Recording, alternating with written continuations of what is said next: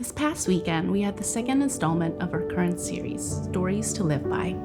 Pastor Alexis reminded us that any good story, we must consider its context to grasp the full meaning of what is happening and what we are to learn.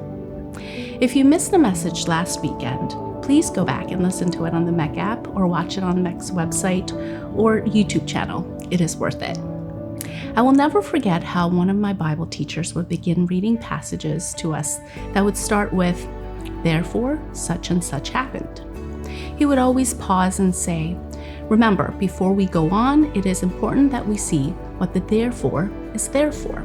Meaning, we had to go back to find out what the author was referencing.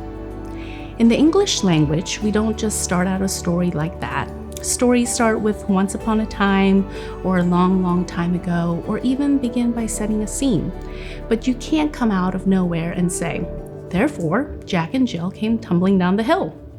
Wait, why did they come tumbling down the hill? What caused them to come tumbling down the hill? I mean, something must have come before that in the story for this to be happening. The same is true for the Bible.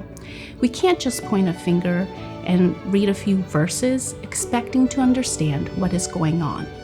We need to read stories in their entirety. We need to understand the context of what is being said, who it is being said to, and what the culture was like in that day to make that applicable. Jesus used stories to teach all the time, and they were meant to be heard and learned from in their entirety. So as you're reading in your Bible this week, which I hope you'll find the time to do, be sure to ask yourself, what is therefore?